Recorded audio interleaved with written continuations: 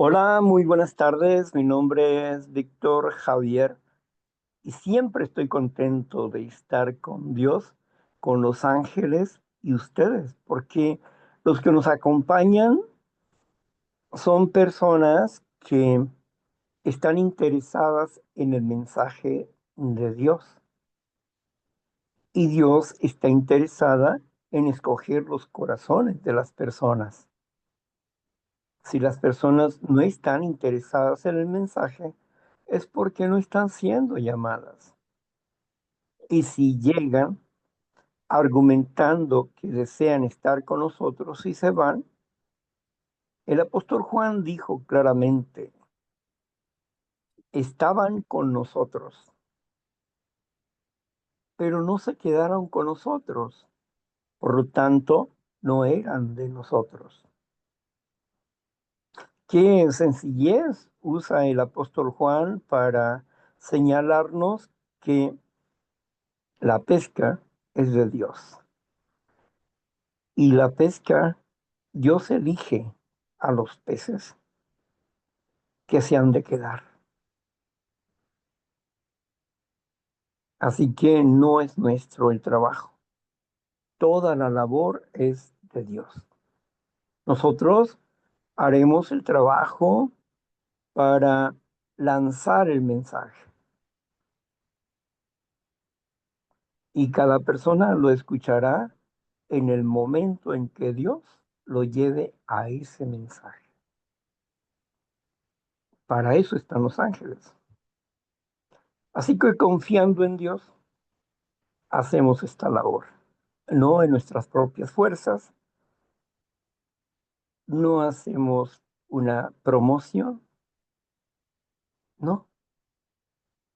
Deseamos que el mensaje sea atractivo para las personas que quieran escucharlo. Bueno, veamos entonces lo siguiente.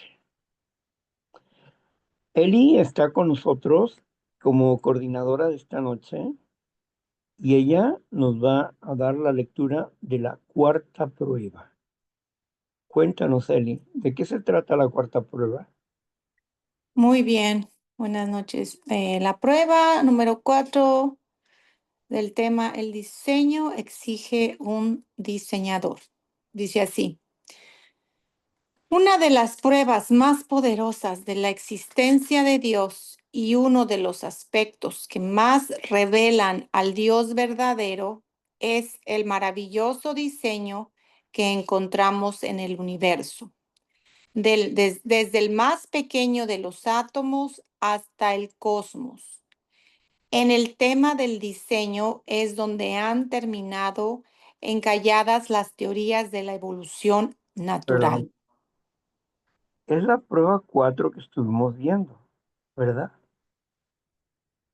Yo me equivoqué, es la prueba 5 donde vamos a comenzar. Afirmó los cielos con inteligencia.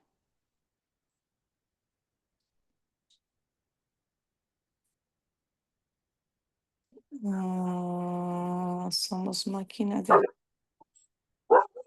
cumplimiento de las promesas.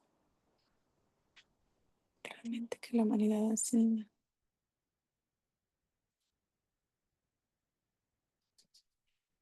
Ok, Víctor, sí.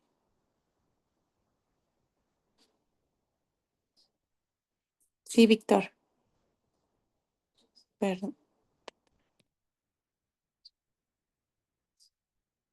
Así es, Víctor. Perdón, yo también me confundí cuando dijiste la 3. Digo la 4. Vamos a comenzar la prueba número 5 hoy. Tienes razón. Empiezo a leer. La prueba 5 dice así, cumplimiento de las promesas profetizadas. Las pruebas más convincentes de la existencia de un Dios sobrenatural y todopoderoso se encuentran en la relación de la historia con las profecías. La exactitud sorprendente de las profecías bíblicas significa un reto permanente para los escépticos. Es extraño, sin embargo, que haya tantos, entre ellos eruditos e intelectuales, que ignoran de qué manera las profecías bíblicas se confirman claramente en la historia conocida. Pero es más sorprendente todavía que los predicadores casi no mencionan esas profecías, cuando las profecías cumplidas demuestran que existe un Dios verdadero y todopoderoso. Isaac Newton, una de las mentes más brillantes de la civilización occidental, se sentía fascinado con las profecías bíblicas.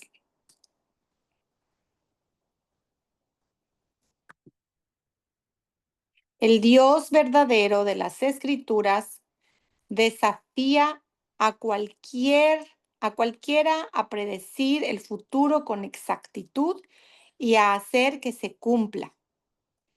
El profeta Isaías cita estas palabras de Dios que dice así: alegad por nuestra causa, anunciennos lo que ha de venir, dadnos nuevas de lo que ha de ser después, para que sepamos que nosotros son dioses.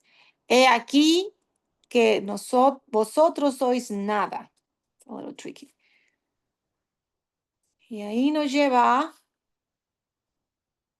a Isaías, el capítulo del 41, del 21 al 24. Isaías 41, versículo 21 al 24. Lo voy a leer completo, dice así. Alégrate por su casa, dice el Señor. Presentad vuestras pruebas, dice el Rey de Jacob. Traigan, anúncienos lo que ha de venir. Díganos lo que ha pasado desde el principio y pondremos nuestro corazón en ello. Sepamos también su postrimería y hacernos entender lo que ha de venir. Darnos nuevas de lo que ha de ser después, para que sepamos que nosotros sois dioses, o a lo menos haced bien o mal, para que tengamos que contar y juntamente nos maravillemos. He aquí que vosotros sois nada, y vuestras obras vanidad, abominación es el que os escogió. Amén. Paro ahí, Víctor. Bien, el encabezado de esta prueba que dice, Cumplimiento de las promesas profetizadas. correcto. Dios hace un reto al humano y le dice, si ustedes son dioses, profeticen y hagan que se cumplan esas profecías. Y si no se cumplen esas profecías, es que ustedes son nada, nada. Cuando Dios habla así, es porque el hombre o la persona común duda del cumplimiento de la profecía. Leen y no comprenden. Leen porque buscan evidencia, pero evidencias que estén de acuerdo con sus insanos pensamientos. Buscan evidencias para su propio gusto. Buscan evidencia. Ellos no quieren aceptar la evidencia de la existencia de Dios. Ellos se niegan a aceptar la existencia de Dios y buscan parámetros humanos. Nostradamus dijo, Nietzsche dijo, Friedrich Nietzsche, un ateo que murió mal, murió en un nosocomio para enfermos mentales. Fue famoso Nietzsche por el escrito que hizo de cuando Dios murió.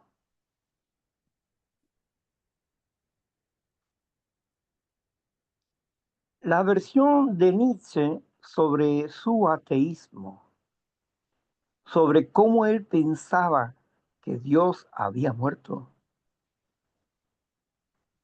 Hablaba de que solamente Dios era una idea, pero que no era real.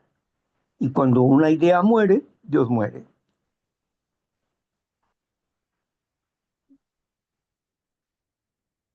Cuando empezamos a entender que el hombre está manipulado por el enemigo, la contradicción, quiere derrumbar la existencia de Dios, o por lo menos negar que Dios existe, y se oculta ante la negación de la existencia de Dios y al mismo tiempo la existencia de un ser maligno. El diablo no existe, Dios no existe, todo es una invención humana por sus temores, explica. Pero para todo, Dios exige un creador. Profecías que se han cumplido en la historia, hay muchas, muchas. Como la gente no tiene idea, porque no quieren escuchar la explicación. En cierta ocasión un hombre me decía, pero ¿cómo es posible que Dios sea bueno si desde el Génesis hasta Malaquías siempre se ve en problemas donde Dios manda al pueblo a asesinar a hombres y mujeres, mujeres embarazadas, a niños, a animales? ¿Cómo se puede pensar de un Dios amoroso?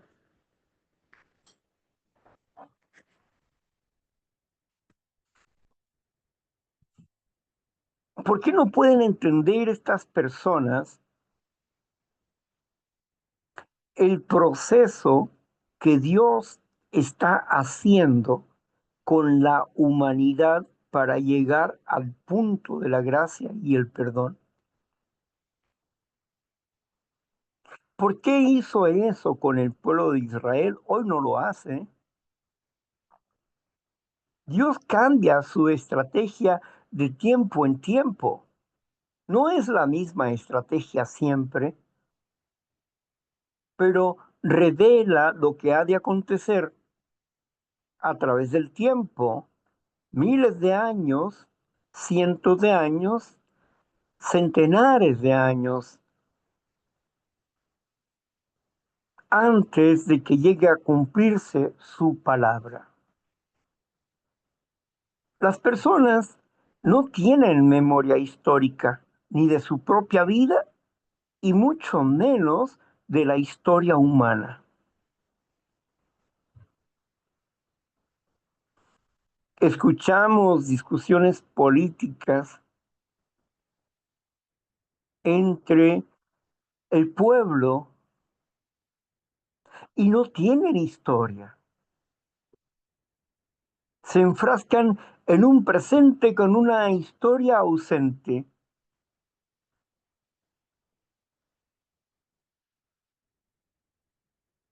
Primero ensalzan a un gobierno y luego se desilusionan de él. Pero cuando uno les habla y les dice que ese gobierno es el mismo que aquel, solo que está haciendo una estrategia diferente para conquistar el corazón del pueblo, para luego sumirlos en una pobreza. Pero ellos en el momento no pueden entender porque están emocionados por algo que antes no habían visto. Una nueva estrategia de destrucción pública.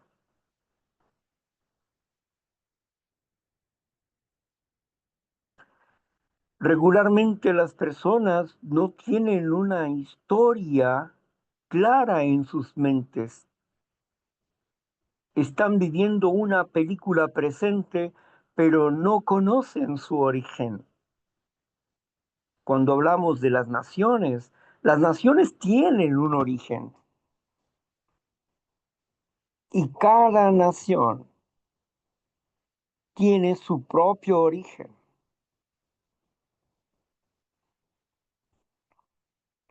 Cada nación tiene su propio iniciador.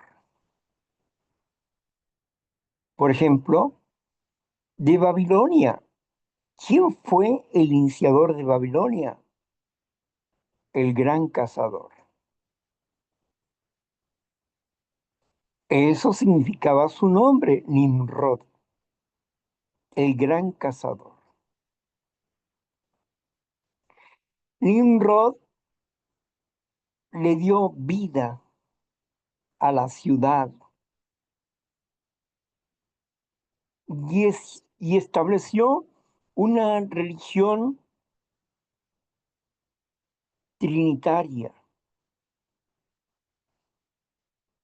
donde su madre era diosa, él era Dios, y la relación sexual que tuvo con su madre fue el tercero. La diosa de la fertilidad, el dios del sol y Mercurio. En Roma, la Trinidad, un dios tripartita. Él le dio origen a eso. Según algunas leyendas, porque eso sí no se puede comprobar, Nimrod dijo que cuando él muera, iba a volver a resurgir al tercer día. Nimrod no resucitó nunca.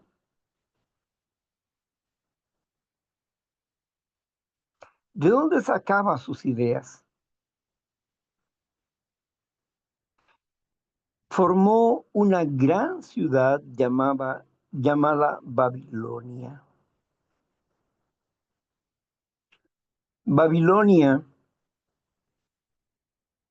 que es el origen de la Torre de Babel. Babel significa confusión, la ciudad de la confusión. Babilonia. Por mucho tiempo, el gobernante de este mundo fue su estatus, su gobierno, Babilonia. Cada,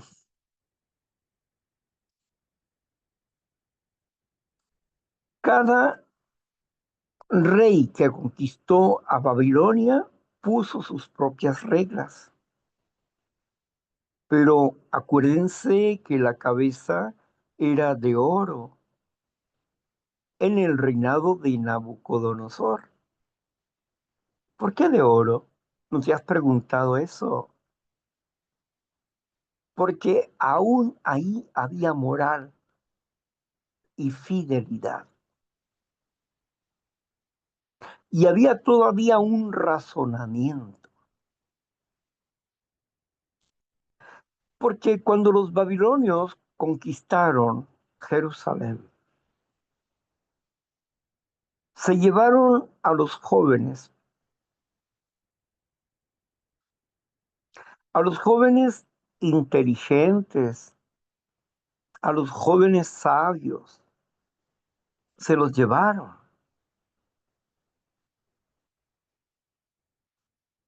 ¿Y se los llevaron para qué? Para el servicio del rey. Les enseñaron una nueva lengua, les dieron también un nuevo nombre y al mismo tiempo esos jóvenes compartieron su conocimiento.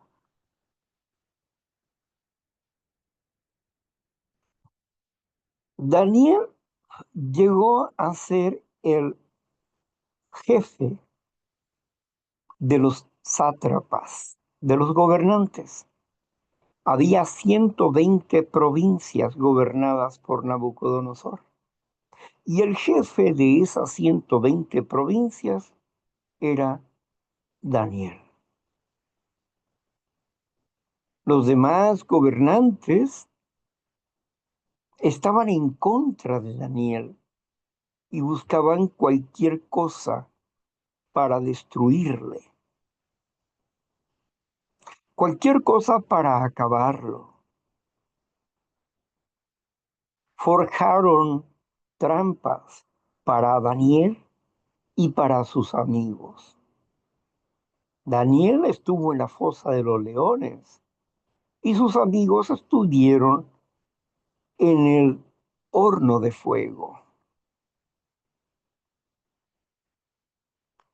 Hicieron trampas para tratar de destruir la relación de Daniel con el rey de Babilonia. Y aunque el rey de Babilonia se dejó influenciar, Daniel no fue destruido por las argucias de sus enemigos. Daniel fue uno de los grandes y magníficos profetas que nos puso al día en cuestión de las naciones porque él convivió con 4 reinos, la cabeza, Babilonia, y otros 3 reinos más, que cada uno de esos reinos empezó a perder la fidelidad, empezó a perder la moralidad que tenía el primer reino. Por eso se habla de plata, es decir, sabiduría. Se habla de bronce, es decir, ejército y justicia. Así que cada gobierno tenía detalles específicos y especiales, pero cada vez se iba devalorando. La cabeza comenzó a ser de oro, luego fue plata, luego fue bronce, y así sucesivamente. Las naciones se fueron devalorando, porque aún Nabucodonosor reconoció al Dios verdadero, pero siguió con sus antiguas enseñanzas de adorar a dioses falsos, aunque reconoció al Dios de todos los santos, decía él, ¿no? Significaba que era el Dios de todos los dioses. Él tenía sus dioses y no iba a dejar sus dioses.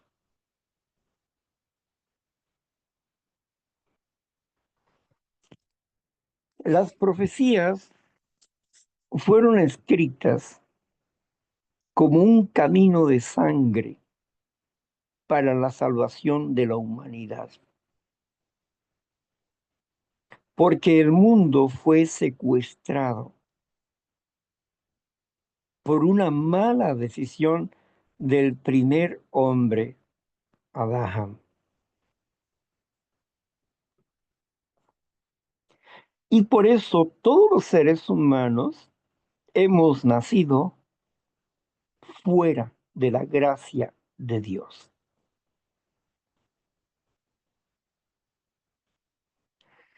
Vayamos a Romanos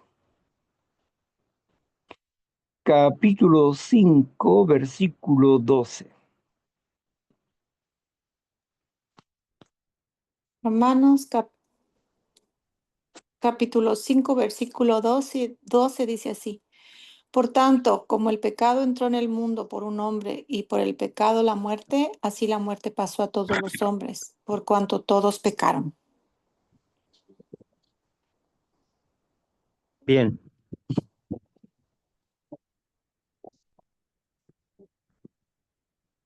disculpen el ruido. Bueno, por cuanto todos pecaron, por un hombre entró ¿qué? La muerte. ¿A quién? A todos los hombres. Cuando Adán desobedeció a Dios, se afirmó la sentencia de la muerte y él se alejó de Dios, se separó de Dios porque rechazó a Dios. Y toda su familia nació con la condición de la rebelión porque nació en una casa de esclavitud. ¿Cuál era esa casa de esclavitud? Sigamos leyendo Romanos, capítulo 12, versículo del 2 al 5.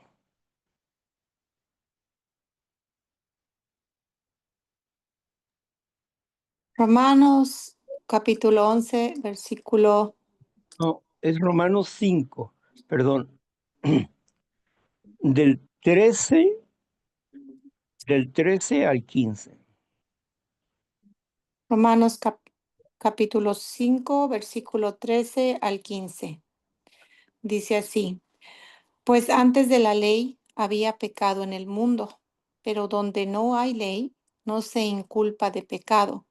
No obstante, reinó la muerte desde Adán hasta Moisés, aun en los que no pecaron a la manera de la transgresión de Adán, el cual es figura del que había de venir. Pero el don no fue como la transgresión, porque si por la transgresión de aquel uno murieron los muchos, abundaron mucho más para los muchos la gracia y el don de Dios por la gracia de un hombre, Jesucristo. Amén. Bien. Entonces, ¿qué significa esto? ¿De qué habla esto? Está hablando que a través de un hombre fue transmitido un error generativo, de generación en generación, y esa señal de esclavitud está en cada niño que nace cada día. Nace bajo el auspicio del gobierno, el reino de la muerte. En otras palabras, somos nacidos como hijos del diablo. Claro que esto no es agradable para el que no puede comprender que diablo significa enemigo. Y desde niños tenemos la tendencia de ser enemigos del Dios Altísimo por las influencias de el rey de este mundo. Como esclavos nacimos, no como hijos de Dios. Somos criaturas de Dios, pero no nacimos como hijos de Dios, sino como esclavos de Satanás. Aquí nos habla acerca que la muerte pasó a todos los hombres. Y aunque nosotros no pecamos a la manera de Adán, que significa que se rebeló contra Dios y dijo, yo, punto, decido sobre este árbol de la ciencia del bien y del mal.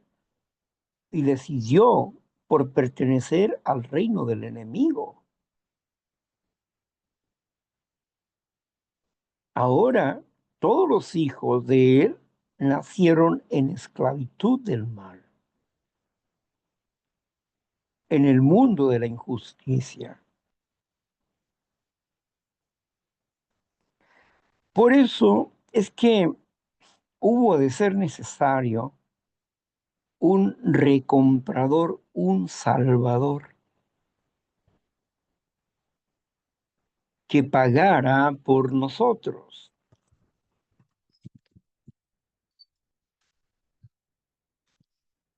El buen Dios no iba a perder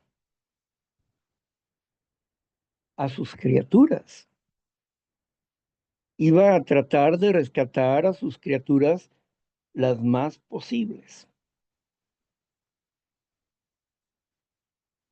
Dios tenía un plan para rescatarnos, pero veamos lo que dice Efesios capítulo 1, versículo del 1 y 2. Efesios es capítulo 2, perdón. Efesios capítulo 2, versículo del 1 al 2. Efesios capítulo 2, versículo 1 al 2. Y Él os dio vida a vosotros cuando estabais muertos en nuestros delitos y pecados, en los cuales anduviste en otro tiempo, siguiendo la corriente de este mundo, conforme al príncipe de la potestad del aire, el espíritu que ahora opera en los hijos de desobediencia. Correcto. ¿Qué es lo que dice el versículo 1? Y Él os dio vida a vosotros cuando estabais muertos en vuestros delitos y pecados. ¿Dónde estaban? Muertos ¿En qué estaban muertos? en nuestros delitos y pecados. Correcto. Entonces quiere decir que todos estábamos fuera de la gracia de Dios. ¿Y qué es lo que a quién seguíamos? Versículo 2. En los cuales anduviste en otro tiempo, siguiendo la corriente de este mundo, conforme al príncipe de la potestad del aire, el espíritu que ahora opera en los hijos de desobediencia. ¿Ok? Entonces quiere decir que nosotros nacimos dentro de una familia que era contraria al Dios bondadoso y amoroso. Nacimos muertos. Nacimos en el valle de la muerte, en el reino de la muerte, de la maldad y de la injusticia. Y andábamos conforme a la sociedad que estaba gobernada por ese enemigo. Y pensábamos conforme a esa sociedad confundida. Estábamos muertos en nuestros delitos y pecados. Pero el versículo 4, ¿qué nos dice?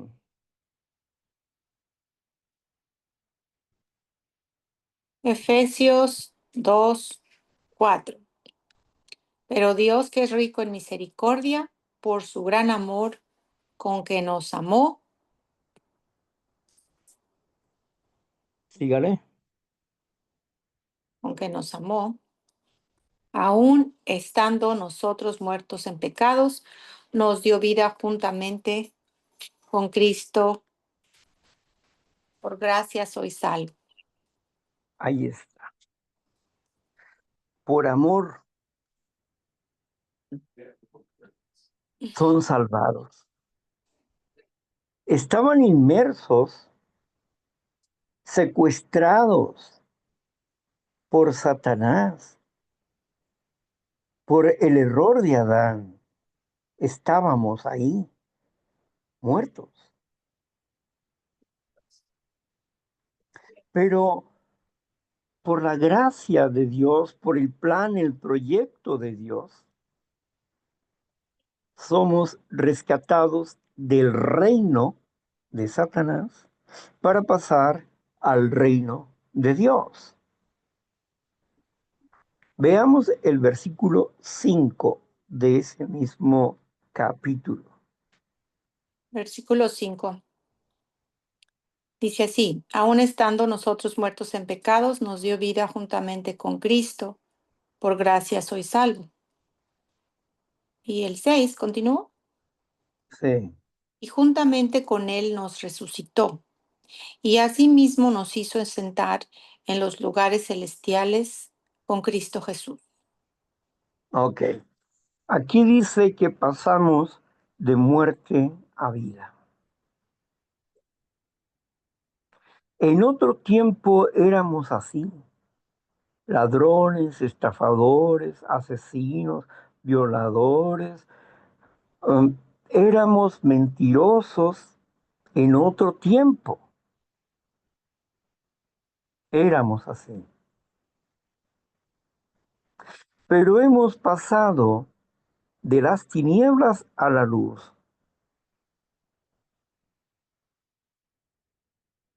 Y es aquí donde empezamos a darnos cuenta de que si no fuese por el proyecto de rescate de Dios, no habría ningún tipo de esperanza. Vayamos a Primera de Juan capítulo 3 versículo del 8 al 10. Primera de Juan, Capítulo 3 versículo del 8 al 10. capítulo 3, el versículo 8 al 10. Dice así, el que practica el pecado es del diablo, porque el diablo peca desde el principio. Para esto apareció el Hijo de Dios, para deshacer las obras del diablo. Todo aquel que es nacido de Dios no practica el pecado, porque la simiente de Dios permanece en él y no puede pecar, porque es nacido de Dios. Y el versículo 10 dice, en esto se manifiestan los hijos de Dios y los hijos del diablo. Todo aquel que no hace justicia y que no ama a su hermano, no es de Dios. Amén.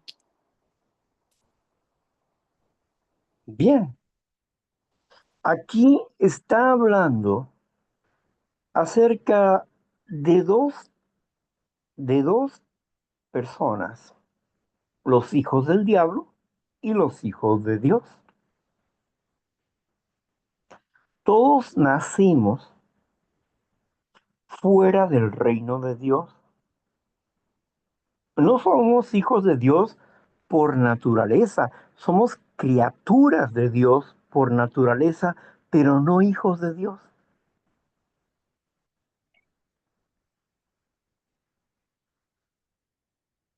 Para esto se necesita vivir un proceso. El que no es hijo de Dios practica el pecado. Robo, estafa, adulterio, mentira, ira, lujuria, etcétera. Los hijos de Dios no pueden pecar porque tienen la simiente de Dios, la semilla, porque tienen la genética de Dios. No pueden pecar porque están en un amparo para aprender a no pecar. Están siendo entrenados para aprender a no quebrantar la ley de Dios. Fueron sacados de Egipto a la casa del pecado. Fueron sacados de las tinieblas a la luz admirable de Jesús, porque estaban muertos. Romanos capítulo 3, versículo 23, veamos lo que nos escribe el apóstol Pablo aquí. Romanos, capítulo 3, versículo 23. Bien, Romanos capítulo 3, versículo 23 dice así, por cuanto todos pecaron y están destituidos de la gloria de Dios. ¿Escuchó bien eso? Por cuanto todos hemos pecado, estamos destituidos de la gloria de Dios. Estamos fuera de la gracia y de la gloria de Dios porque todos pecamos. Y aunque no hayamos pecado en la forma de Adán, que rechazó a Dios y a su proyecto, llevamos en nosotros la condición de esclavos de Satanás. Hasta que somos rescatados por el sacrificio de Cristo y somos traspasados del reino de la muerte al reino de la vida. Y ahí comenzamos a ser hijos de Dios. Ahí empieza nuestro proceso de crecimiento y estamos bajo un amparo de Dios. Justificados pues por la fe, tenemos paz para con Dios. Y esto es un regalo de Dios y no es algo que nosotros mereciéramos. No teníamos méritos de ninguna índole, pero Dios nos amó y por eso nos rescató. No había ningún mérito. Yo no hice ningún mérito para que Dios me rescatara de los lugares donde yo estuve. Y no tengo ningún mérito. Nada que yo haya hecho para lograr su rescate. Nada.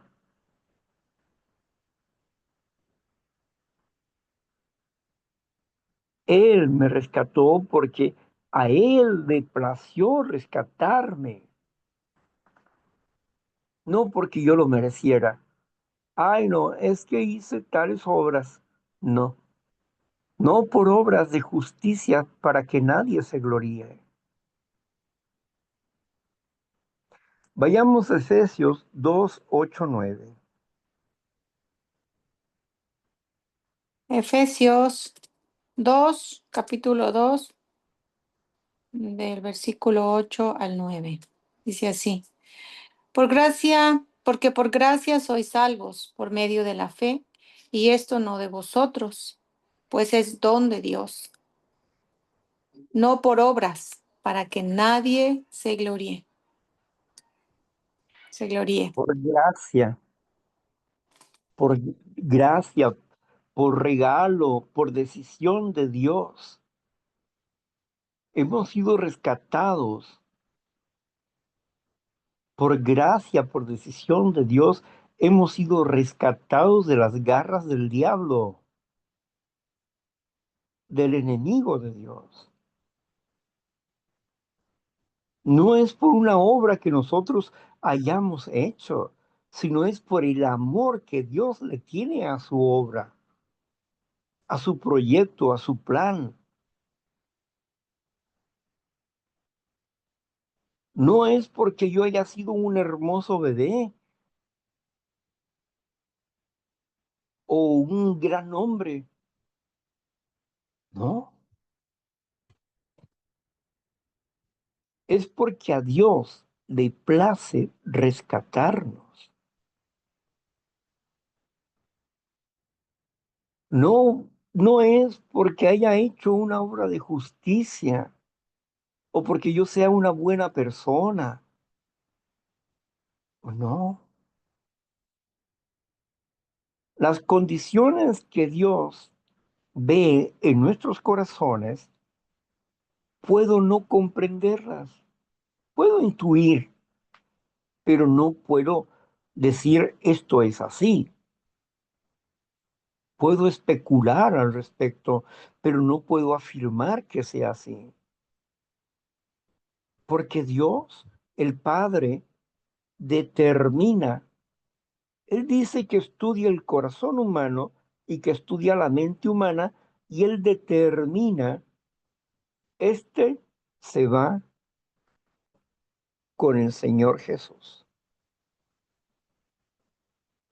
Este no, este sí se va, o esta se va, esta personita se va para allá, y esta personita se va para allá. Dios escoge dentro de los esclavos de Satanás, escoge quienes han de ser rescatados por Cristo, instruidos y enseñados por Cristo, para que conozcan al Padre, quien decidió que usted o que yo llegáramos a este punto de salvación.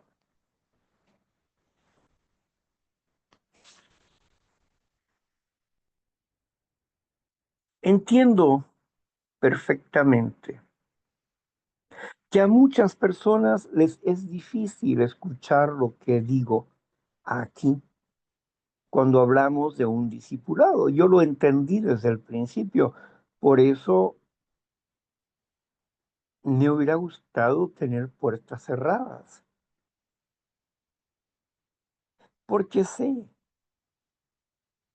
que las personas se guían por sus emociones, por sus sentimientos, pero cuando hablamos de la escritura y de la verdad,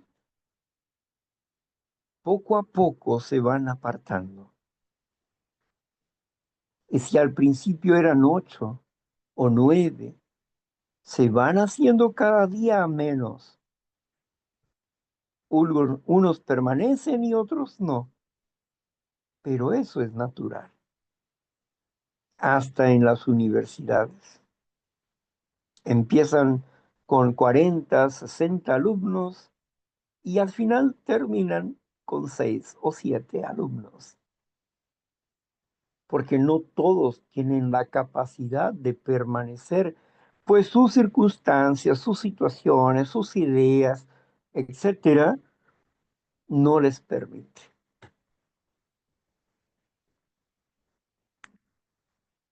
Estamos hablando de esta quinta prueba donde Dios habla de la profecía. Pero antes de llegar a la profecía y al cumplimiento de la profecía, donde Dios reta al hombre para que profetice y haga que se cumpla, tú puedes profetizar qué es lo que va a pasar de aquí en 100 años, con, digamos, ponle 300 detalles para que se den cuenta que lo que tú dices es verdad dentro de 100 años. Va a suceder esto y tú le pones 300 detalles de lo que va a pasar o de las personas que van a actuar. ¿Lograrías hacer que eso se cumpliera?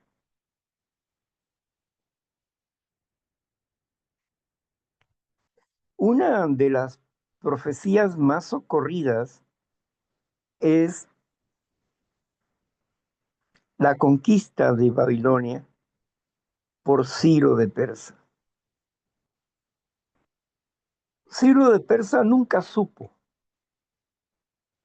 que hacía muchísimos años atrás, para cuando Ciro y la profecía ya habían pasado de los 800 a 1000 años, que había sido profetizado que Ciro iba a destruir Babilonia. Ni siquiera su madre existía, ni su padre existía, pero él profetizó eso. Y traeré a mi siervo Ciro. Y luego explica Dios la estrategia que iba a usar para destruir Babilonia. Todo lo hizo sin saber y sin conocer la profecía. Ciro de Persa hizo justamente lo que Dios indicó en su profecía que iba a suceder. Cada detalle lo hizo. Cuando ella estaba en el asunto de la victoria, alguien le dijo, Ciro, ¿sabes tú que tu nombre viene en la escritura? Y que lo que hiciste, la hazaña que hiciste en Babilonia, ya estaba escrita en en los escritos de los hebreos. Y eso sí que lo conmovió, ¿no? No sabía, Ciro. Nunca leyó esas profecías. Nunca vio eso. Pero fue inspirado por Dios, porque dijo, mi siervo Ciro. Fue inspirado por Dios para destruir a Babilonia en tiempo y forma. Y una sentencia cayó sobre Babilonia de que jamás sería reconstruida y que sería un lugar de chacales, de animales, que se iba a llenar todo de hierba. Saddam Hussein, este asirio, intentó reconstruir Babilonia. Por lo menos eso eran sus pensamientos, porque está en su territorio. Pero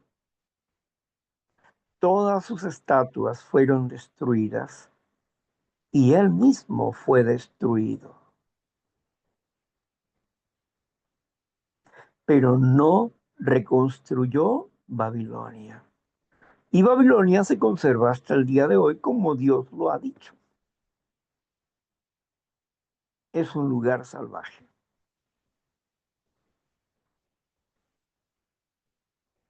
Bien, estamos nosotros comprendiendo sobre el cumplimiento de las profecías, porque Dios detalla sus profecías. Y hay mucho que hablar de eso. La tercera parte de la palabra habla de profecías. Hay mucho que decir. Dios predice el futuro y hace que se cumpla de acuerdo a su voluntad. Y nadie puede cambiar el curso de los acontecimientos que Dios decide.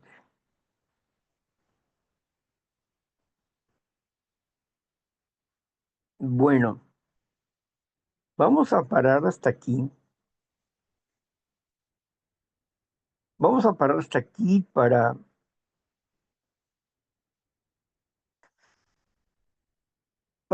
refrescarnos un poco.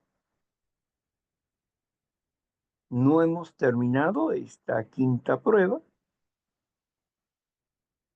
La próxima semana seguiremos hablando de esta quinta prueba de las profecías, pues necesitamos entender a unas claves de las profecías que nos van a llevar a comprender cosas difíciles y ocultas que tú no conoces. Así que quiero agradecer el servicio a la compañera Eli y quiero agradecer la presencia de aquellos que se han unido con nosotros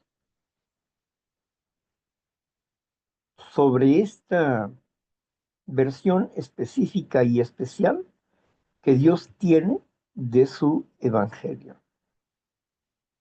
Y en el Inter, es decir, en el Inter de esta quinta prueba, me gustaría traer a colación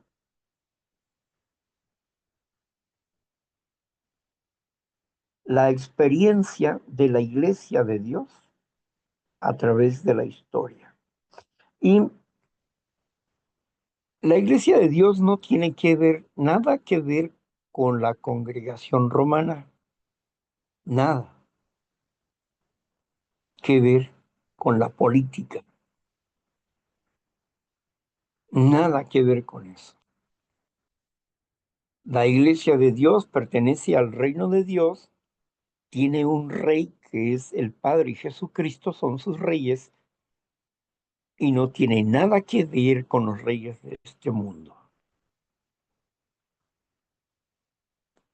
La Iglesia de Dios es alguien apartada, porque todos los miembros de la Iglesia de Dios son embajadores del reino de Dios.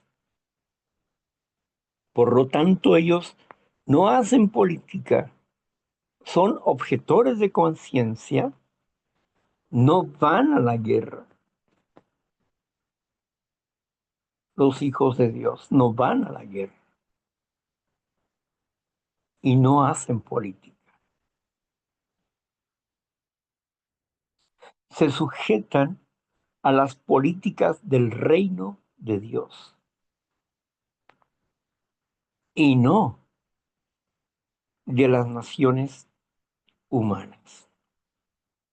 Respetamos las leyes humanas, naturalmente, las leyes de las naciones, las respetamos, pero cuando una ley contradice a la ley del reino de Dios, objetamos, simplemente decimos, yo no puedo hacer lo que tú me pides. Y si gustas, puedes matarme.